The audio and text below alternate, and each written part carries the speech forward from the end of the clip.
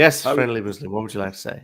Oh, I wanted Nuria for a second, actually, because we've had some problems recently, but all right, we'll put it to one side. Actually, I'll ask you, right? So I respect the fact that you're a pure atheist. Out of all the ex-Muslims, amount that you're firm on your atheism, and there is no God, and that's fine. I can respect that. But I don't like with Nuria. She's aligning herself with some Christians in terms of this LIoyd guy, right? So they're doing their stream, and he's on every single slide. They've got a cross basically, and he's heavy into the I am a Christian, and so when he was doing his stream at the end of it, it was kind of like, oh well, Muhammad had slaves and Christianity ended slavery, which is nonsense. Also, to the extent of the Hebrew slave laws, the different Bibles that were made for the slaves. Oh yeah, we don't credit Christianity for abolishing slavery. We don't. The colonization, right? But see, that's where I lose sort of respect for whatever message you're trying to do in that stream. And I just wanted your thoughts. But I do respect the fact that you're strict atheist. You've moved. A militant atheist. Yeah. Oh yeah. You're without any military. You've moved up to my number 3 ex-Muslim at the moment. You used to be number 7, but really? Who's above me? Who's above me? Apostate Aladdin. He's having good dialogue, so that's fine. Okay, number 2. Secular spirit, but he's not really harmful. Nuria, yeah, that's good. I was going to say because that Nuria's gone, and I'm going to have to do all the talking for her. Nuria, why do you align with Christians? Yeah, no, and I definitely did not want you to do my bidding or try and defend me, because you're not on this vibe anyway at all. I wasn't going to defend you. Exactly, but I wanted to come in and defend myself, because no, friendly Muslim, I totally get what you're saying, but I want you to hear me out. So. Because I was in the comments on your last stream, and I was getting a lot by of this abuse. Name? Were you by this name? Yeah, Zagros knows me, and he was because I was just asking some very simple questions, and I got a lot of abuse. So I was like, right, I'm out of here then. Did you get blocked? I think you ended up getting blocked. I just said Zagros knows me, so he knows that I've had very cordial conversations with ex-Muslims, and I believe we should be dialoguing because there are things that we can work on. So again, like Harris last week. Said some really interesting stuff about the marriages and people being abducted, and I've looked further into that. So for that, I respect him of bringing attention to that. So again, with LIoyd, you're doing those streams with him. I do know now also that he does work with other Christian groups who happily will put out information that may be false just to antagonize Muslims and talk about Christianity. So that's where I have a slight issue. Yeah, no, cool. And I get that. And to be honest, that's the issue. And this is the same line of reasoning I'm getting from most Muslims. So basically, for me, I have heard, just to backtrack on this whole why I'm teaming up with LIoyd thing, first of all, I have heard loads of different theories when it comes to the origins of Islam and just how it was built. And for me personally, I have a genuine interest in ancient history. And this channel is a completely independent channel. I've named it Holy Humanist, and it's just to explore the dogma of Islam. So if that requires me to find somebody's information quite appealing and their resources are all being provided, and we're sticking to source material, and he's coming on my channel with the understanding that there will be no proselytizing for Christianity or any other religion, because he knows that that's not my worldview, and we understand we come from 2 separate worldviews. When we're having a conversation about whether Islam's roots could be established in Yemen, or where the first Kaaba was, or where the first mention of the Barak is, I am fully engrossed in that conversation, and I'm more than willing to have it.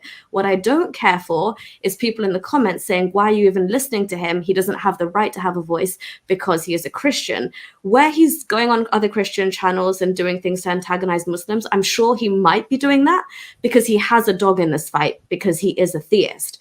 I don't have a dog in this fight. So as other channels like Myth Vision and other channels, you have to get people from various backgrounds. I can't have the pleasure to always sit with people like Harris, who pretty much 99.9% of the way have the exact kind of same views as me, because that's not how you learn and grow and move and explore different ideas. I'm not here to give him the chance.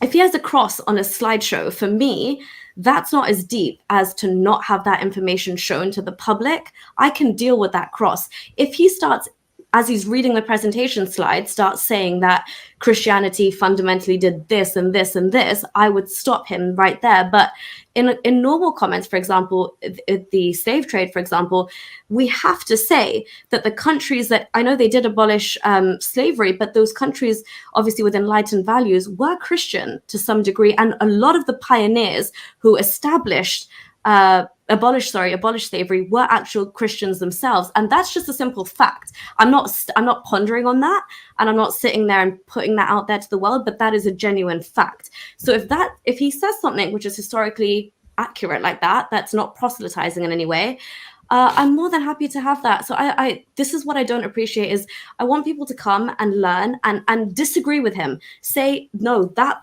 point you made, that fact is wrong, because we've got the sources, we've got his knowledge. And what I don't appreciate is when people are coming into the comments and just constantly having a dig at him for being Christian, because the whole conversation gets derailed. And I'm like, I couldn't care less if he's Christian or Jehovah's Witness or Scientologist or whatever. He's got some information, he's got sources, and he's Christian. Yeah. I mean, the whole thing, when you got the slides, I don't mind his information. I mean, it's been debunked. What I would say on 2 points. Well, can you come on the channel next time and show him that it's been debunked? Like, don't just say it's been debunked, but actually debunk him in that moment, or say that point is wrong. Can I say something? He doesn't acknowledge anybody. Siraj asked a question, and I said, oh, what's his academic background? I wasn't fully aware of him. The troll. He may not be. He supports a lot of streams also. No, friendly. Let me ask you a question. Mm-hmm. To be honest, like I spoke to Nuria about it, and again, this is my own thoughts. Yeah, sure. This is my whole beef with Muslims as well. I say that in this day and age, there's no excuse to be. And when people were trolling me, or Haris in Haqiqat debate, they're like, "Oh, Haris, how many books of fiqh have you studied?" I actually have read a few bit, not entirely.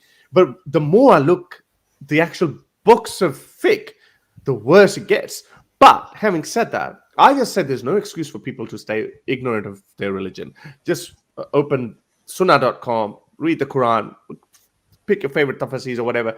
You get the basic idea. And I don't need any apologist or any mufti to tell me. There are some issues, critical issues there are, and I ask muftis on their opinion on that. For example, I still haven't had the answer, like, what if your sex slave has multiple male owners and she falls pregnant? Whose son is it? Who's having sex? So there's no clear explanation. Even Imam Malik's fiqh is quietly silent on that as well. He says that we actually don't know exactly how this issue was dealt with. Anyway, so my point was, I personally don't like people telling me the stories either. But if he's telling you that, hey, in so and so book of fiqh is written, what's the value of a question that, hey, what is your academic background? What academic background would I need to put intercourse in sunnah.com search engine, and I find these kind of filthy hadiths that just reading on their own, you don't need anything else. Yes, we understand. We've heard the context from them. Oh, back in those days, it used to happen that way. They were the enemies, whatever, blah, blah, blah. Even that is not convincing enough. So why do you have to ask him that, hey, what is your academic background, if someone is showing you your own sources? Well, okay, there are 2 parts to that. That was just a general question, because I hadn't fully come across him. So I was just like, because he kept on mentioning, oh, this is from academics. These are from academics. So I was like, okay, what's his academic background that he's correlating this information? Which academics can we counter check his information for? Because because what he's done overall is he's got 4 or 5 different theories, and they've all been mashed together, basically.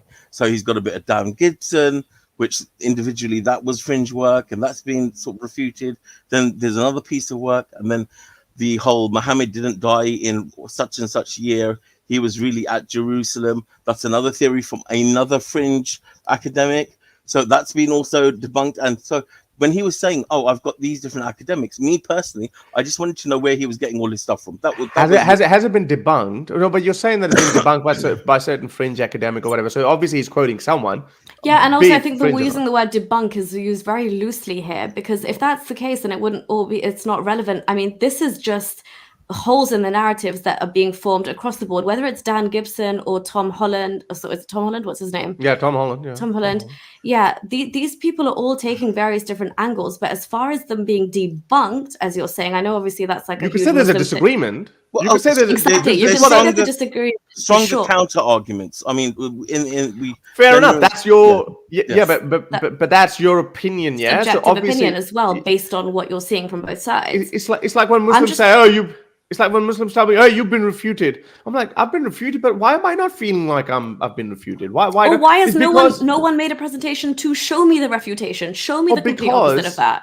Oh no, but we have. And I said this earlier in the stream when I shared the Mufti Al-Wajidi's tweet in response to an excerpt that I took out of his stream, and I said we're all talking over each other. Where you guys are not understanding, and I'll explain our flow as well. You guys are not understanding that the refutation or the counter argument that you're giving, it's not getting through our heart or our mind. We're not buying your narrative. It's not convincing enough for us, and hence we're not accepting your worldview. And you're also doing the same thing. Like we keep saying the sex slave. How bad is this? How evil is this? But we're not getting through you because in your mind, the counter argument that you have that, hey, look, back in those days, it used to happen. They would have done that to us. It was the norm, blah, blah, blah. And you've made peace with that explanation. So you need to understand that. Don't throw these terms so casually. Loosely. And also this comment is true as well. This is exactly why I think Islam is on the back foot. And I don't know why this conversation is so scary. If I'm presenting information or LIoyd's presenting information that has been debunked or is not worth showing, then let us show it and let us have a field day with it. But this is the thing. Exactly. Even in close Muslim circles, they admit that there are holes in the narrative. And exactly what Haris was saying, if this is your own sources and your own book of fiqh or an Islamic book, and it's being shown and it's being referenced, I don't see what the problem is, whether a Buddhist is showing that to me or a Christian is showing that to me or an alien is showing that to me. If it's a book on Islam, I'm interested. No, that's fine. He can put together all these arguments. That's fine. I've really not even got an issue with it. That he's doing it.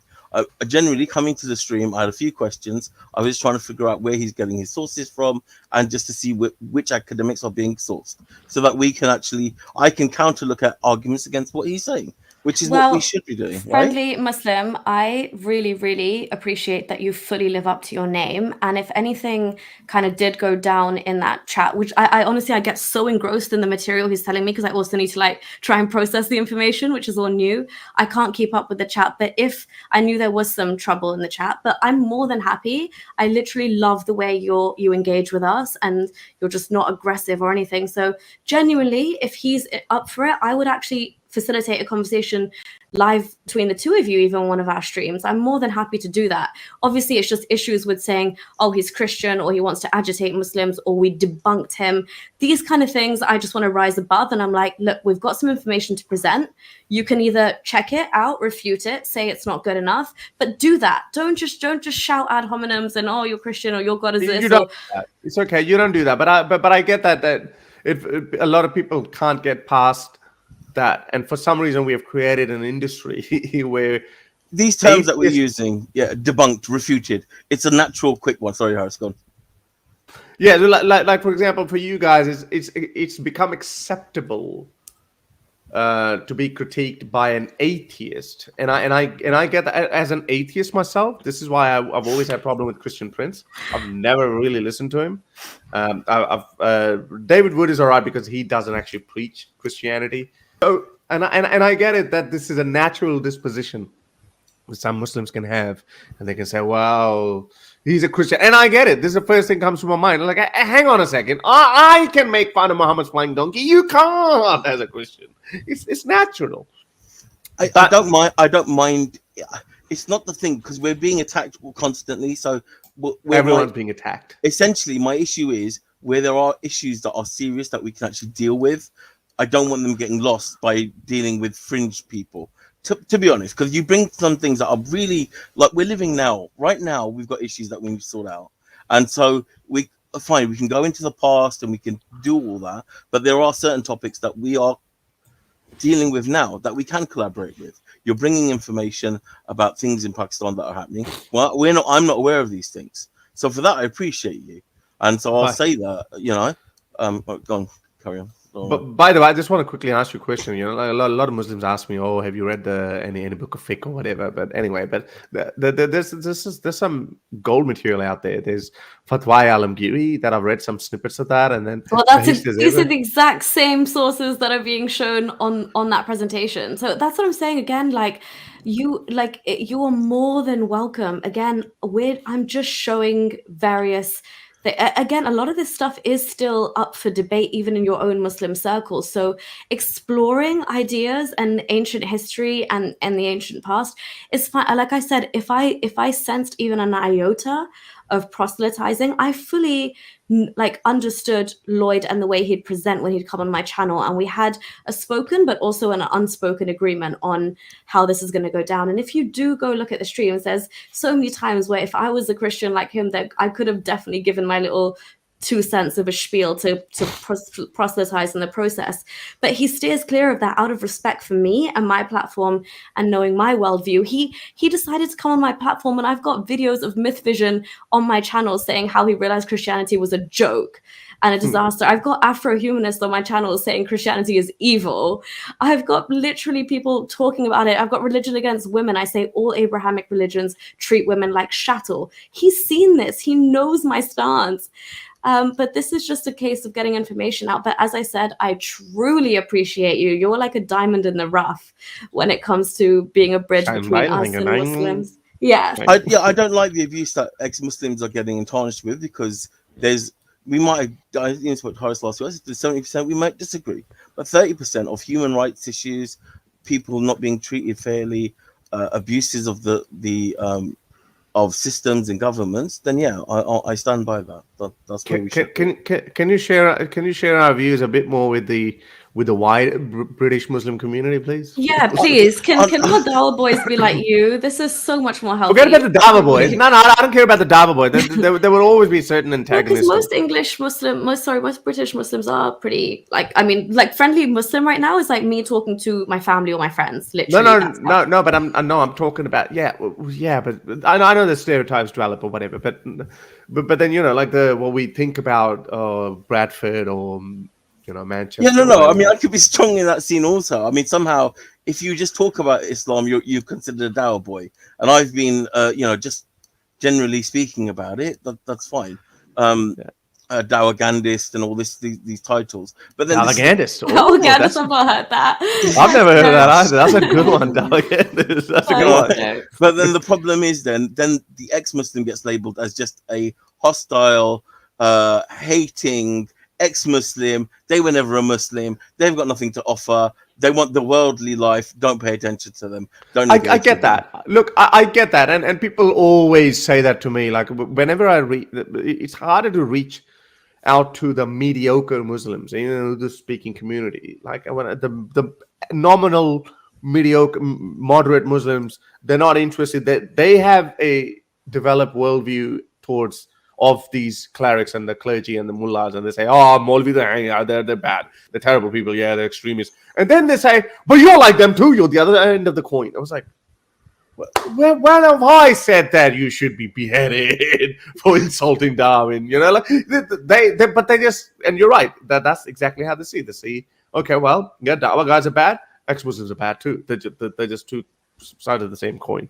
Which is, I guess, a general human reaction. If you like these videos and want to support me in my activism, then you can support me on Patreon or PayPal. Stay free, everyone.